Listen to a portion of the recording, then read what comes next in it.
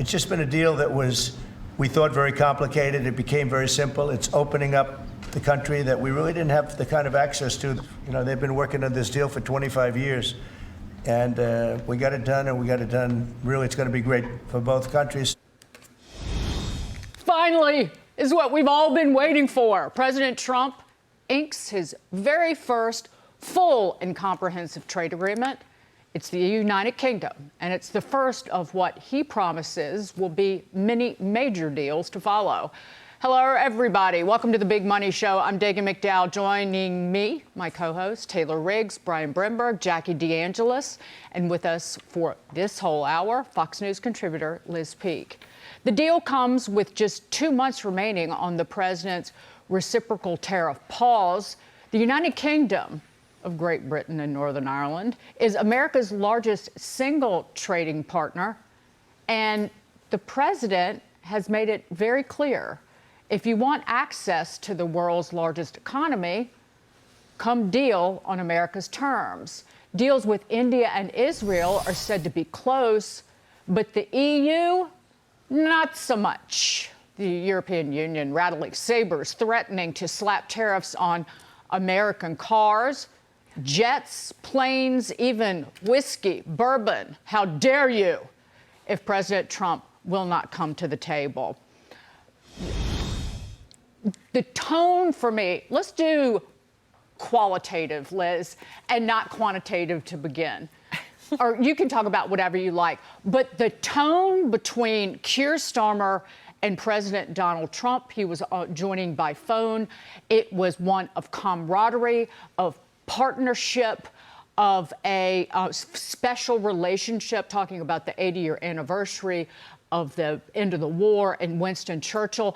And that was what kind of initially you take away from what was quite joyous in the Oval. It was very cheerful. And to Trump's point, this negotiation or discussion has been going on for a quarter of a century. I mean, it's amazing.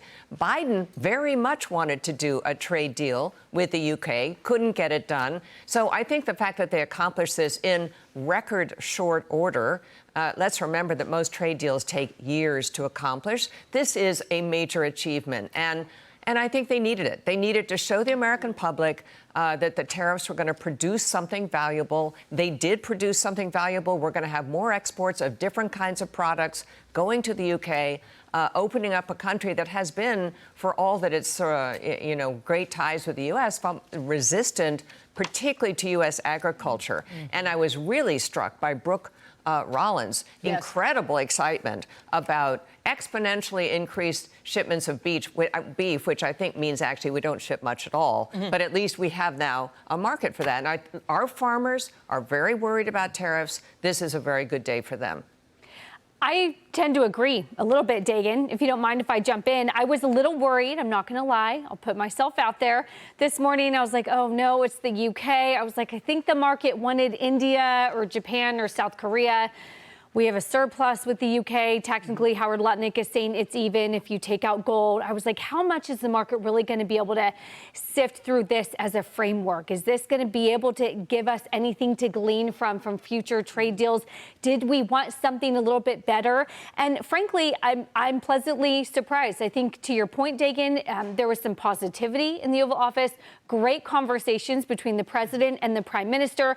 And here's sort of my key takeaway, and maybe at least today, this is also what the markets are thinking.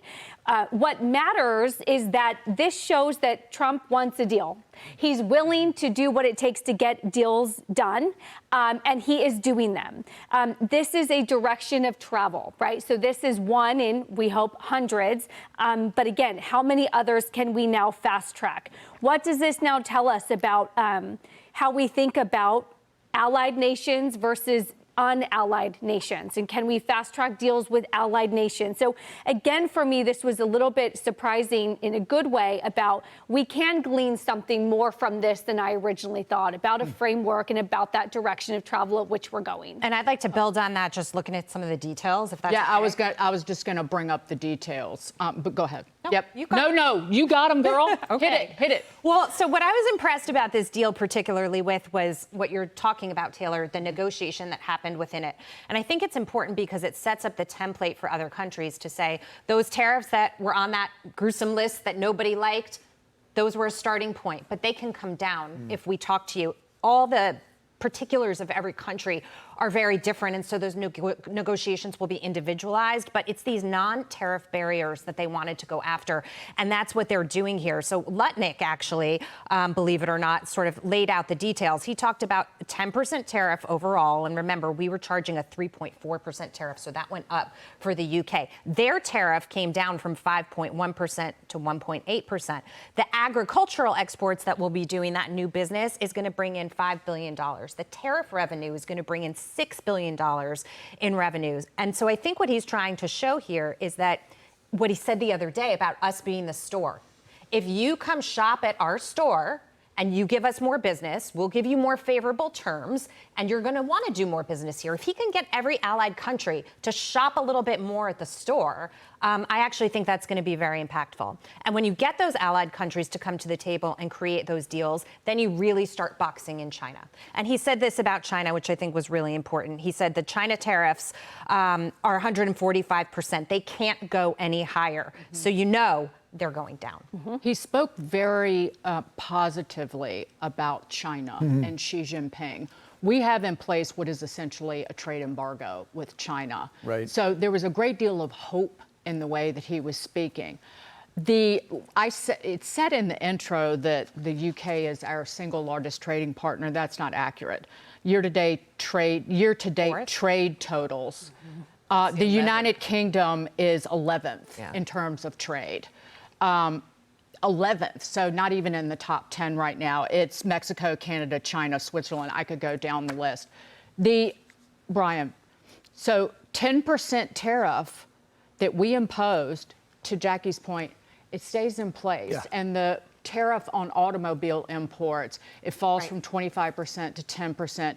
President Trump talking about Rolls-Royce and the automobiles made there, and he admits, he said, this is the pride and prize of Britain, my words, not his, that they're going to continue to make Rolls-Royce and those automobiles in Britain, so we're just going to lower the tariff. But he was asked, is the 10% a template for future trade deals? And he said, no, that's a low number. That is interesting. When I heard him talk about the 10%, and there was another question about 10%, and he kind of moved off it very quickly, like, I don't really want to talk about that. It felt to me like he's saying there's going to be a number that's going to exist forever on tariffs. We're not going to bring these down to zero. But the real movement happened on China, and you both raised this point. That's what the market wants to know. What's this conversation going to be like? And he said it's going to be substantive. And Jackie, as you mentioned, he said, can't get any higher. He said these words that I think really mattered. We know it's coming down. Yeah. We know it's coming down. And that's when the market really took off. So I think he expects a lot out of Scott Bessent this weekend. He made the market expect a lot out of Scott Bessent this weekend, but it was a very positive meeting. And I do think people are reading it as a template for what's to come.